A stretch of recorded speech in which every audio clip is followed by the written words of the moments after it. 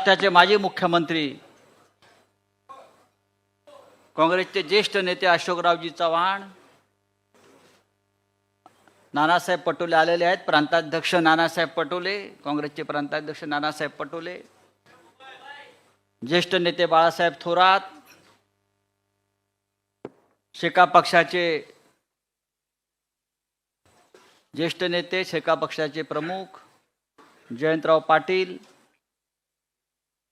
सुप्रियाताई पवार, सुप्रियाताई सुळे,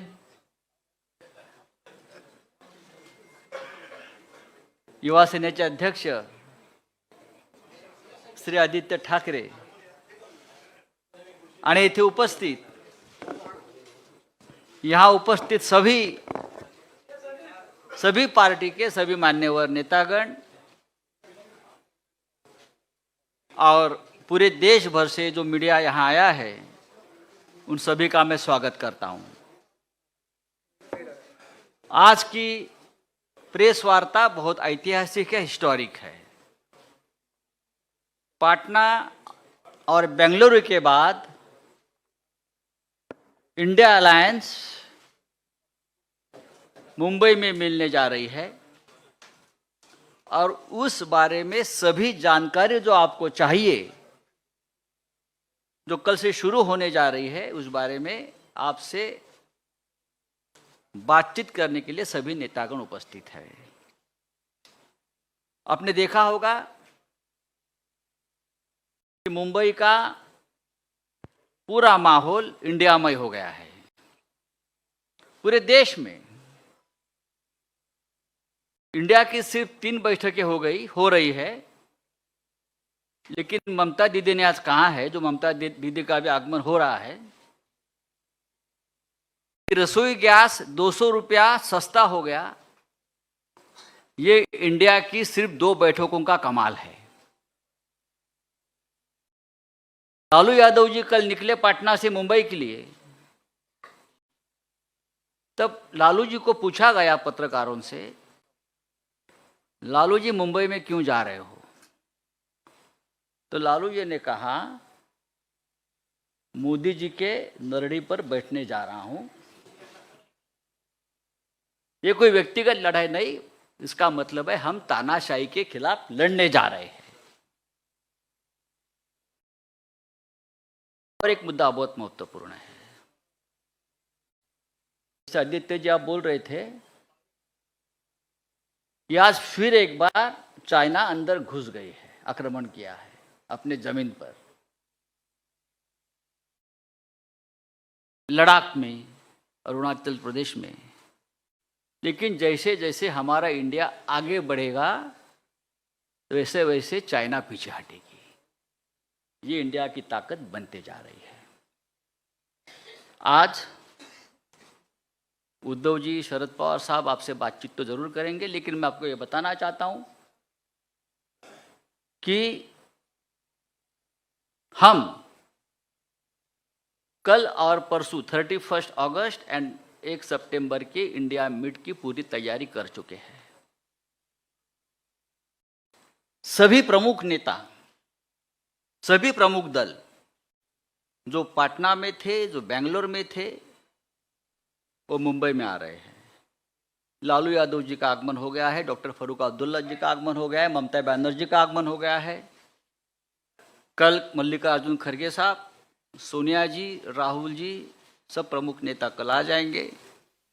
अखिलेश जी आएंगे, नीतीश कुमार जी, अरविंद केजरीवाल जी, हेमंत सोरेन जी, ये सभी मुख्यमंत्री, 6 राज्यों के मुख्यमंत्री, यहाँ स्टालिन साहब, 6 राज्यों के मुख्यमंत्री और सभी नेतागण आएंगे. आपके मन में जो भी प्रश्न है, जो भी शंकाएं हैं, उस बारे में आप सवाल पूछ सकते हैं. लेकिन मैं आपको एक विनती करूंगा कि ये प्रेस कॉन्फ्रेंस ज्यादा लंबा मत खींचिए. जो काम की बात है वो करिए.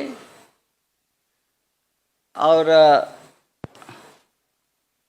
अब मैं नाना पटोले जी को अपनी बात रखने के लिए आमंत्रित करता हूं.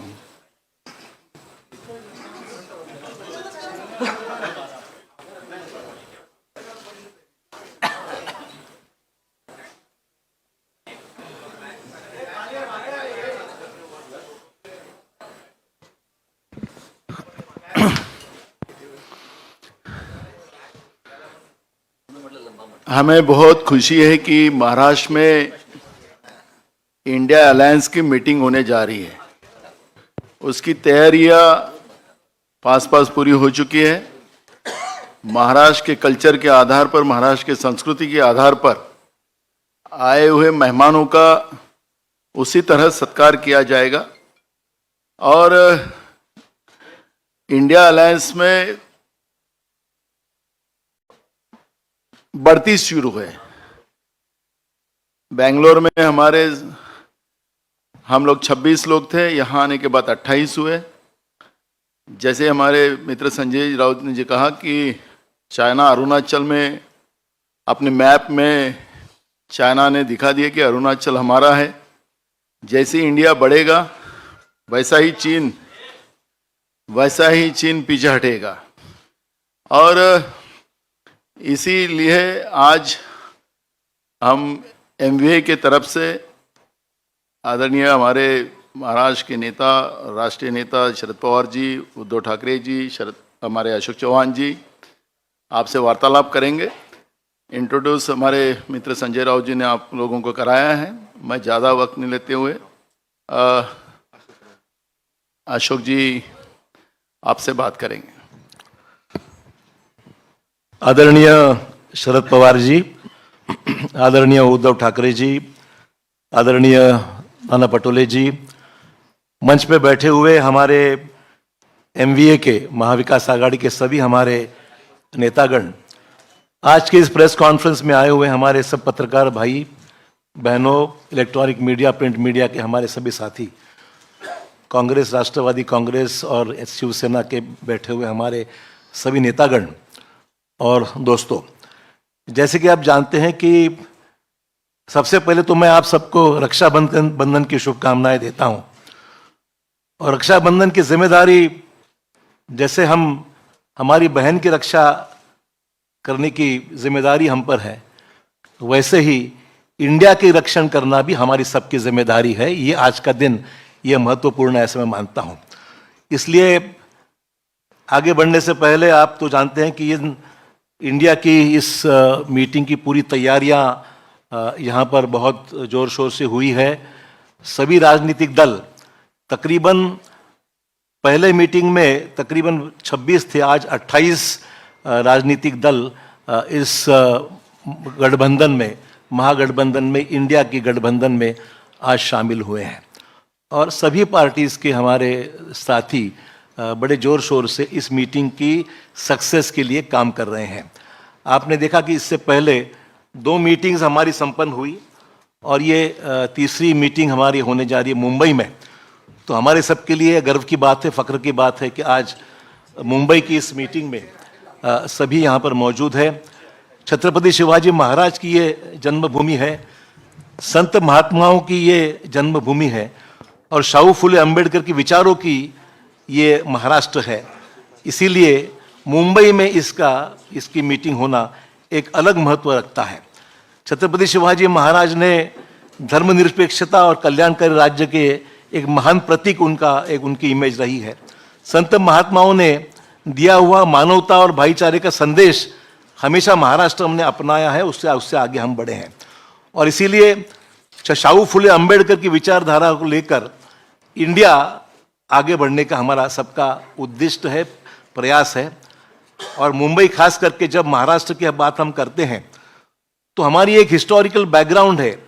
स्वतंत्रता आंदोलन हो, सामाजिक परिवर्तन के आंदोलन हो, औद्योगिक कृषि क्रांतियां हो, तो महाराष्ट्र हर रेवोल्यूशन में महाराष्ट्र हमेशा आगे रहा है और महाराष्ट्र ने देश को लीड किया है।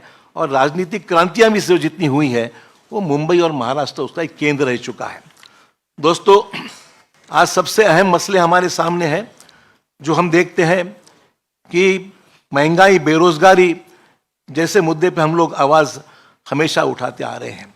सभी राजनीतिक दल, आज आपने देखा कि अगर पिछला इतिहास हम देखेंगे तो 2019 की जो चुनाव हुए थे उसमें ये सभी महागठबंधन में जितनी हमारी साथी पार्टीज शामिल हुई है, सब ने मिलकर 23 करोड़ 40 लाख वोट्स लोगों ने उनको दिए थे 2019 के चुनाव में। और बीजेपी को उस चुनाव में 22 करोड़ 90 लाख वोट मिले थे। तो आप समझ सकते हैं कि इंडिया में शामिल हुए जितने पार्टी, सिर्फ एक ही बात थी कि अलग अलग होने से वोटों का बंटवारा हुआ और 23 करोड़ वोट मिलने के बावजूद भी भाजपा 22 करोड़ वोटों से वो देश में अपनी ताकत बना सके। आज इंडिया के इस गठबंधन में 11 चीफ मिनिस्टर शामिल हैं, जो बाकी मैं जो जिन्होंने भाजपा ने तोड़ मरोड़ के सरकार जहां गिराई वो छोड़कर बात कर रहा हूं कि 11 चीफ मिनिस्टर्स इस हमारे सरकारी हमारी इस गठबंधन में शामिल है।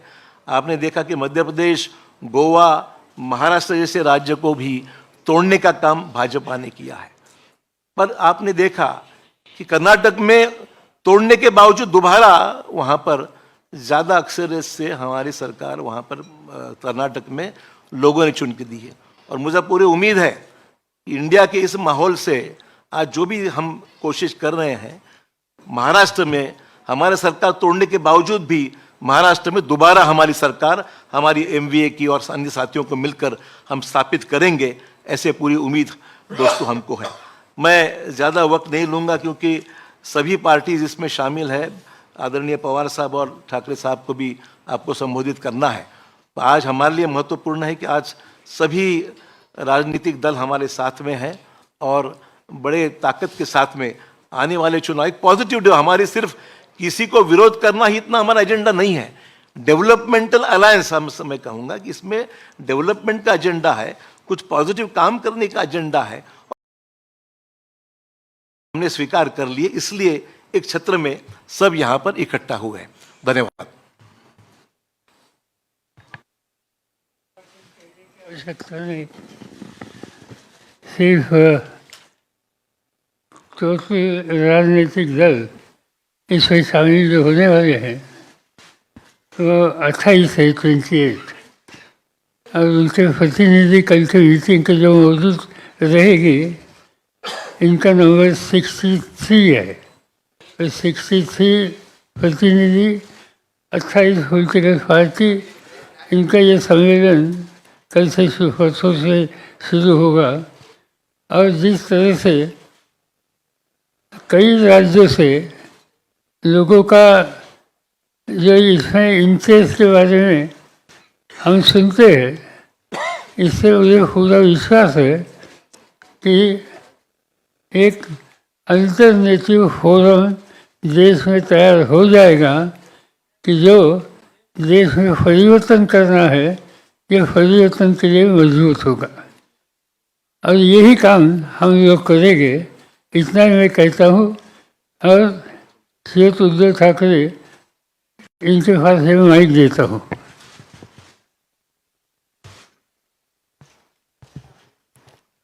आदरणीय पवार साहेब, व्यासपीठावर माझ्यासोबत बसलेले सर्वच माझे मान्यवर सहकारी आणि पत्रकार आणि तिन्ही पक्षाच्या पदाधिकारी बांधवांनो आणि भगिनींनो, मराठी आणि हिंदी दोन्ही भाषांमध्ये बोलणार आहे।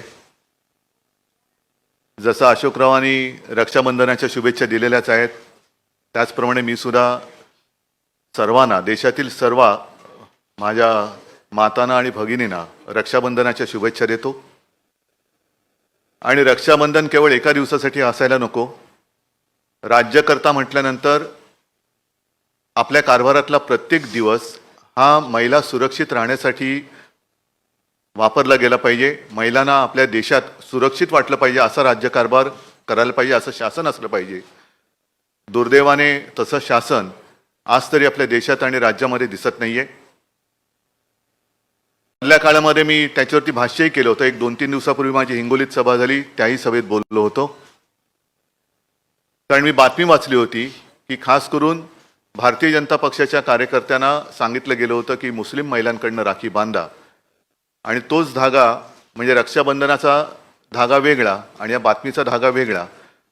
मी असं म्हटलं होतं की सुरुवात करायची असेल तर बिल्किश बानूकडनं करा।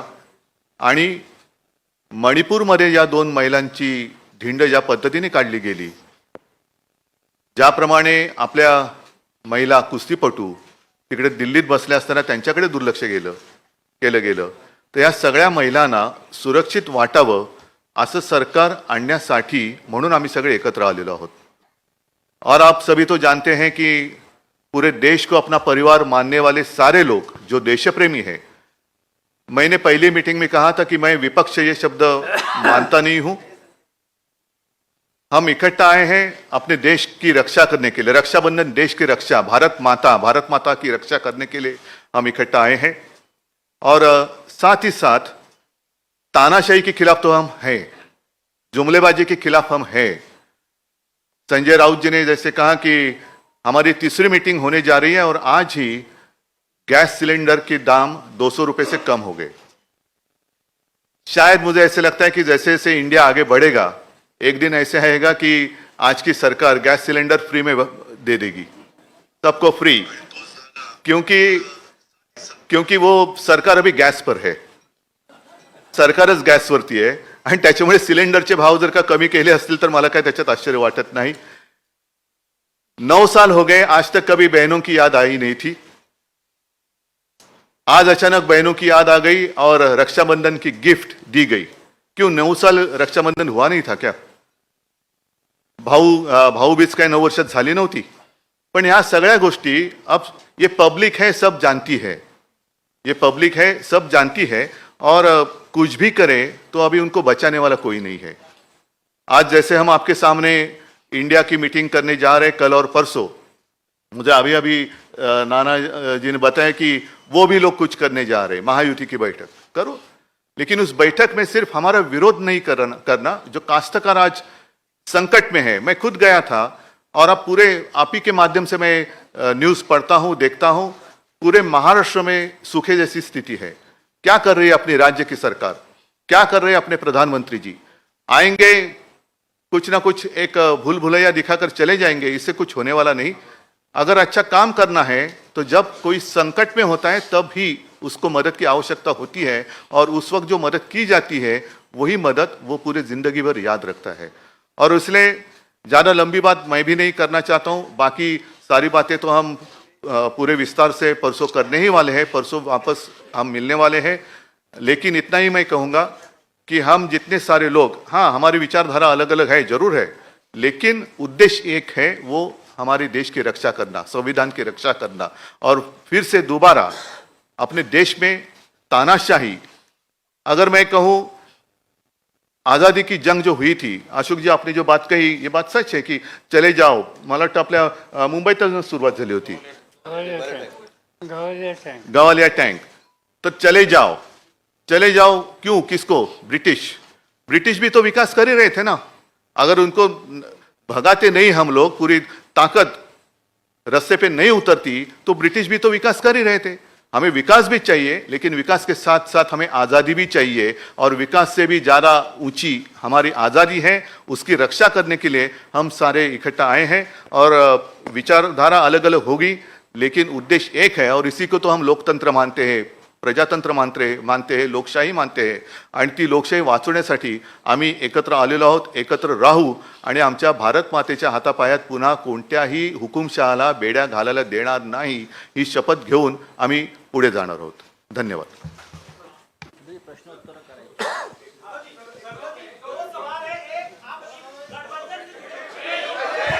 शांत रहा प्लीज, सायलेन्स. एकच मिनिट, तुम्ही फक्त कोणाला प्रश्न विचारणार तेच सांगून करा.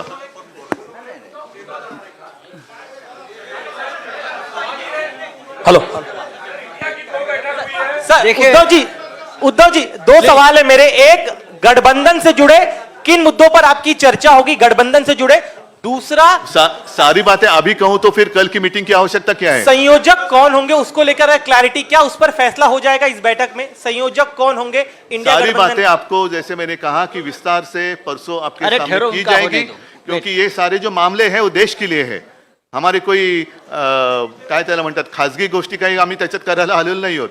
देशाच्या गोष्टी आहेत आणि हा देश आमचा परिवार आहे, हो हे देश आमचं कुटुंब आहे आणि म्हणून आम्ही एकत्र आलेलो आहोत. गठबंधन के कई साथी कह रहे हैं कि हमारी पार्टी के नेता प्रधानमंत्री बनेंगे. एक अरे त्यांना विचारू दे. अरे एक मिनिट, त्यांना विचारू दे ना. रुको.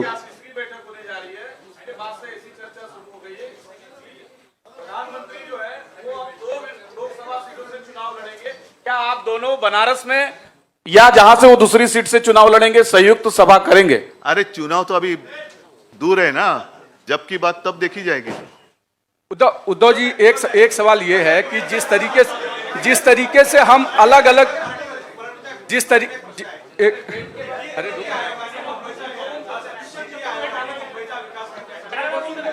हा महत्वाचा प्रश्न आहे। नीती आयोगाने मुंबईमध्ये विकास करण्यासाठी त्यांनी एक आराखडा तयार केला आहे। महाराष्ट्रामध्ये खास करून आता केंद्राचं इकडे या ठिकाणी दखल आहे, म्हणजे मुंबईला वेगळं करण्याचा हा एक मोठा प्रयत्न आहे, डाव आहे, असं वाटतं का तुम्हाला? हा, तुमच्या प्रश्नाचा अर्थ हा सर्वसामान्य जनतेच्या मनामध्ये त्यांना तो समजलेला आहे आणि आता लोकांच्या लक्षात आलं असेल की महाविकास आघाडीचं सरकार का पडलं। कारण मी मुख्यमंत्री होतो, माझे सहकारी इकडे बसलेले आहेत, अशोकराव आहेत, आदित्य जयंतराव आहेत, थोरात साहेब आहेत, जयंतराव तुम्ही मंत्रिमंडळात नव्हतात, नाना तर अध्यक्ष होते, पण त्यावेळेला सुद्धा केंद्रात त्यांचं सरकार असताना असा कोणताही प्रस्ताव आणण्याचं धाडस त्यांनी केलं नव्हतं। मुंबई वेगळं करणं आणि मुंबई केंद्रशासित करणं हा डाव आता उघड झालेला आहे, पण आम्ही तिकडे सत्तेत असताना हा प्रस्ताव आणण्याची त्यांची हिंमत नव्हती आणि आता सुद्धा हा प्रस्ताव आम्ही होऊ देणार नाही। ज्या क्षणी आमचं सरकार केंद्रात आणि राज्यात येईल त्यावेळेला हे सगळे जे काय आहे त्यांचे पाश आम्ही तोडून टाकल्याशिवाय राहणार नाही आणि मुंबईची स्वायत्तता जी आहे, महाराष्ट्र आणि प्रत्येक राज्याची स्वायत्तता आहे, ती आम्ही आभारीत ठेवू। ह्याची सुरुवात दिल्लीपासून केली गेली। दिल्लीसाठी जेव्हा त्यांनी तो जो काही एक वटहुकूम वगैरे आणला तेव्हाच आमच्या सर्वांच्या मनात भीती होती की हे सगळेजण, कारण आपल्या देशाला, आपल्या सरकारला केंद्र सरकार नाही, संघ राज्य पद्धतीचं सरकार म्हणतो आपण, प्रत्येक राज्याला समान अधिकार आहेत। अगदी 2-3 मोजक्या गोष्टी सोडल्या तरच केंद्राला त्याच्यात हस्तक्षेप करण्याचा अधिकार आहे, पण हा हस्तक्षेप हा दिवसागणिक ते वाढवत चाललेत। राज्यांची आणि शहरांची स्वायत्तता मारून सर्व काही एकछत्रीपणा आणायचा, ही छत्री आम्ही तोडून मोडून टाकल्याशिवाय राहणार नाही। थोड्या दिवसाची गोष्ट आहे, सरकार आमचं दोन्हीकडे आल्यानंतर हे सगळे असे उपराटे निर्णय जे त्यांनी घेतलेले आहेत ते आम्ही पुन्हा उलटे फिरवल्याशिवाय राहणार नाही। उद्धव जी, 2 सवाल ऐसा है कि अरे बाकी लोगों को सवाल पूछो। हम अलग अलग विचारधाराओं के साथ एक आए हैं। उद्धव जी, अब विपक्ष लगातार ये कह रहा है, मराठी होने दो। हाँ, मैं एकदम मराठी देखिए पहले मराठी पूरा होने दो, पहले मराठी करो, बाद में हिंदी में बोले। हाँ, मराठी पहले मराठी करो, मराठी सर। हाँ पहले मराठी करो। राहुल सर, महायुतीची एकीकडे ही बैठक सुरू असताना दुसरीकडे याच वेळी म्हणजे 31 आणि 1 दिवशी महायुतीची बैठक मुंबईत लावून घेतलेली आहे। म्हणजे एका बाजूला इकडे हे सुरू असताना राज्यात देखील हीच सेम टाइम बैठक लावणं काय नेमकं? म्हणजे मी त्याचं उत्तर दिलेलं आहे, कारण गेल्या वेळेची आमची मीटिंग होती त्यावेळेलाच एनडीएची मीटिंग लावली होती आणि मी परवाच्या सभेत म्हटलंय की आता एनडीएचा अमिबा झालेला आहे, एनडीएला आता आकार उकार काही शिल्लक राहिलेला नाही। जसा अमिबा एक पेशे जीव कसंही त्याला आकार उकार दिला जातो तशा प्रकारे आता एनडीए झालेलं आहे। सर, एक असा प्रश्न आहे की साधारणतः 4 राज्याच्या निवडणुका डिसेंबरमध्ये होत आहेत कुठे? आणि 4 नाही सर, राज्याच्या तुम्ही जरा कोणाला प्रश्न विचारणार ते सांगा, सगळ्याची उत्तर माझ्याकडे। दोघांना, पवार साहेबांना आणि तुम्हाला एक प्रश्न आहे की 4 राज्याच्या निवडणुकांच्या सोबतच लोकसभेची निवडणूक लागण्याचे देखील संकेत दिले जात आहेत आणि अशा वेळेस तुमच्या या इंडिया आघाडीच्या जागा वाटपाचा जो वेळ असेल किंवा जागा वाटपाची चर्चा असेल त्यासाठी राज्यात कमिट्या नेमण्यात आलेत का किंवा त्या चर्चा एकत्र आत्ता होणार आहेत का? असं आहे की आम्ही जागा वाटपाची चर्चा सुरू केली नाही।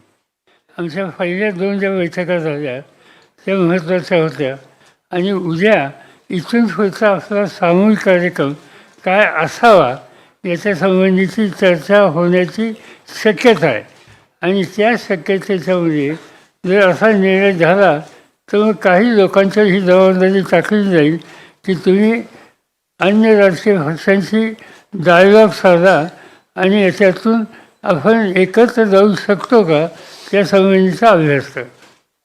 तर प्रश्न असा आहे की तुमची उद्धव साहेबांना तुम्हाला प्रश्न आहे, आपली प्रकाश आंबेडकरांसोबत युती आहे, मात्र त्यांचं असं म्हणणं आहे की मला या आघाडीचं निमंत्रण देखील नाही आहे, मी महाविकास आघाडीत देखील नाही आहे।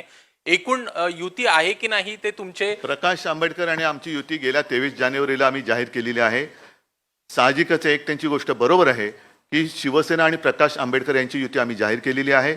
आता ह्या इंडिया बैठकीत किंवा इंडियाच्या आघाडीत येण्यासाठी त्यांची सुद्धा इच्छा आम्हाला प्रकाश आंबेडकरजींशी बोलून विचारावी लागेल आणि एकदा आम्ही एकत्र आल्यानंतर ते एकमेकापासून वेगळे होण्यासाठी एकत्र येत नाही, त्यांना सुद्धा व्यवस्थित त्यांच्याशी चर्चा करून जर त्यांची तयारी असेल तर ते सुद्धा आपला म्हणजे महाराष्ट्रामध्ये महाविकास आघाडी आणि देशात इंडिया याच्यामध्ये ते पण येऊ शकतात. उद्धव साहेब इकडे इकडे इकडे हां. मुंबई देशाची आर्थिक राजधानी आहे आणि त्यामध्ये ही इंडियाची बैठक होते.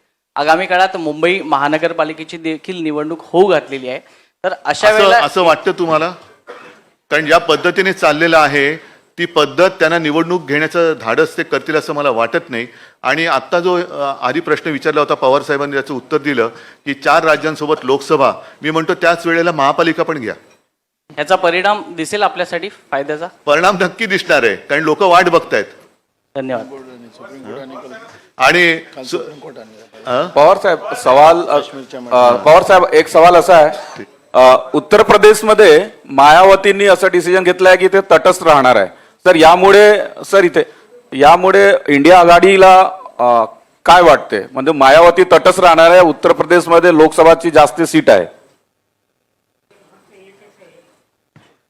की मायावतीजी नक्की कोणाच्यावर एकत्रित जाण्याची भूमिका घेणार आहेत. आम्हाला असं दिसतंय की काही वेळेला भारतीय जनता पार्टीशी सुद्धा त्यांनी सुसंवाद ठेवलेला आहे. ते आज ठेवतील असं मी म्हणत नाही, पण या सगळ्या गोष्टीची स्पष्टता जोपर्यंत येत नाही तोपर्यंत याच्यावर निर्णय घेणं अशक्य आहे. पवार साहेब एक मिनिट त्यांना विचारतो. नाही, होऊ दे ना, एक त्याचं होऊ दे. एक सवाल ये है कि पवार साहब आपसे और उद्धव जी आपसे दोनों लोगों से, क्योंकि ये अलग अलग विचारधाराओं का अलायंस है, तो ऐसे में इस पूरे चीज़ों को जब आगे बढ़ेगा तो एक कोऑर्डिनेशन कमेटी की जरूरत पड़ेगी, क्योंकि ये लगातार चल रहा है. तो उसको लेकर क्या संयोजन समिति अलग से बनाई जाएगी?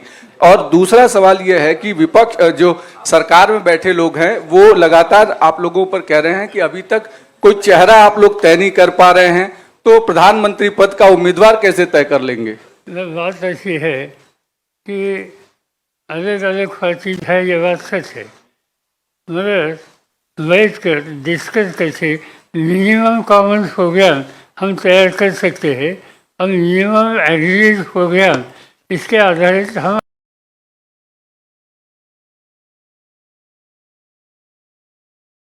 बनाने के लिए चॉइस बहुत है. सवाल यह है कि भाजपा के पास और चॉइस क्या है? जो 10 साल बैठे थे उन्होंने क्या किया सब लोग देख रहे हैं, सब लोगों ने उनका अनुभव लिया है. अब बीजेपी के सामने सवाल है कि अरे अभी चुनाव जीतना है, क्योंकि कर्नाटक में तो देखा आपने कोई कामयाबी हासिल नहीं हुई. बजरंग बली भी लाना पड़ा उनको, लेकिन तो भी बजरंग बली ने उनको आशीर्वाद नहीं दिए.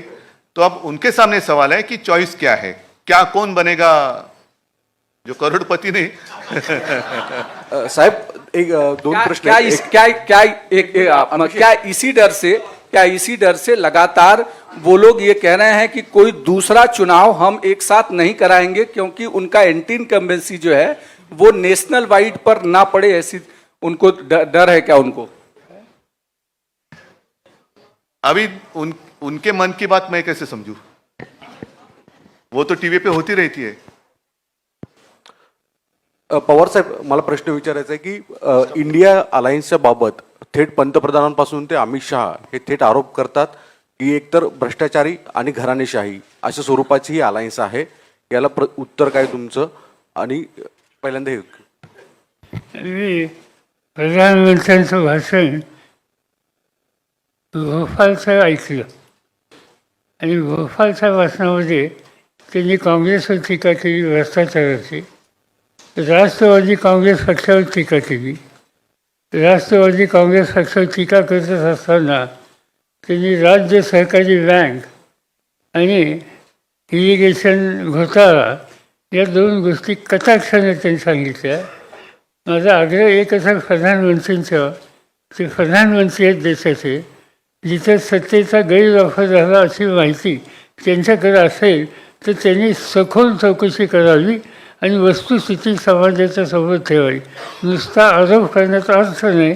तुमच्या हातात सत्ता आहे, त्याची चौकशी करा आणि संबंध देशाला सांगा वस्तुस्थिती काय. पवार साहेब एक प्रश्न असा आहे पवार साहेब, आपल्यासोबत आपले काही सहकारी बाजूला गेले, त्यामुळे अनेक लोक आपल्या संभ्रमणात आहे. जे काही पार्ट्याज आहेत देशभरामधले त्यांचाही संशय आहेत की पवार साहेब आमच्यासोबत आहेत आणि आमचे त्यांचे काही सहकारी भाजपसोबत आहे. हा संभ्रम मोठा आहे, लोकांमध्ये आहे, कार्यकर्त्यांमध्ये आहे. काही संभव नाही. या लोकांना त्यांची जागा उद्याच्याला या राज्याचे मतदार दाखवतील. अजिबात स्पष्टता आमच्या सगळ्या हितचिंतकांच्या मध्ये आहे. पवार साहब दिनेश पवार साहब दो सवाल है. क्या असदुद्दीन ओवैसी, सवाल ये है कि आपने तो कह दिया कि संभ्रम नहीं है, भ्रम नहीं है, लेकिन कांग्रेस और शिवसेना के नेता कहते आए हैं कि लगातार भ्रम बना आज की हुआ जो है. पत्रकार परिषद है ना वो इंडिया के बारे में है, अपने देश के बारे में है. तो कोऑर्डिनेशन बाकी हम फिर लोग तो कैसे मिलते होगा? रहते, उस वक्त ये सारे सवाल जवाब हो सकते हैं.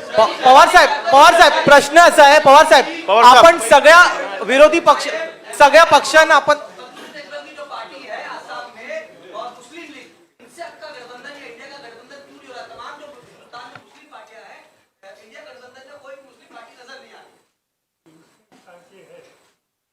उन्होंने मुझसे बात की है और उनकी तैयारी है हम लोगों के साथ जाने की. मगर ये कोई अकेला इस पर डिसीजन ले नहीं सकता. इसमें कांग्रेस के साथ बात करनी होगी, उद्धव जी के नेतृत्व वाली शिवसेना के साथ बातचीत करनी होगी और इसमें कलेक्टिव डिसीजन होगा. जब तक कलेक्टिव डिसीजन होता नहीं तब तक इन लोगों का जो सुझाव है इसका स्वीकार करना हमें मुश्किल है. क्या ओवैसी साहब और बीआरएस को लेकर बातचीत चल रही है आपकी? उद्धव जी पवार साहब क्या आज चूंकि बातचीत इंडिया बैठक की होगी, मैं एक सवाल ये जानना चाहता हूँ कि कन्वेयर को लेकर के, संयोजक को लेकर के जो चर्चा चल रही थी, बताया जा रहा है, क्लैरिटी हम चाहते हैं. कांग्रेस से कहती कि हम टीएमसी और दूसरे नेताओं के अंडर में काम नहीं कर सकते, दूसरी पार्टी कहती हम कांग्रेस का कन्वेयर एक्सेप्ट नहीं कर सकते. सुनो एक मिनट, इस सारे बातों का जवाब आपको मिल जाएगा, लेकिन एक बात आपको ध्यान में रखना चाहिए. शायद मैंने आज एनडीए का संयोजक कौन है मुझे तो पता नहीं, आपके पास अगर जानकारी होगी तो आप दे दीजिए. तो क्या कोई संयोजक कोई डिसाइड किया जाएगा या 11 लोगों की कमिटी बनेगी? पवार साहेब दोन प्रश्न आहेत. पवार साहेब या बीआरएस में अकाली दल आणि ओवैसी यांना पिछले बैठक में ये कहा गया था कि एक कमेटी बनाई जाएगी, कोऑर्डिनेशन कमेटी बनाई जाएगी. संयोजक पिछली बैठक में तय हुआ था कि मुंबई के बैठक में एक कोऑर्डिनेशन कमेटी बनाई जाएगी सभी लोगों की, या फिर संयोजक जो है उस पर चर्चा होगी.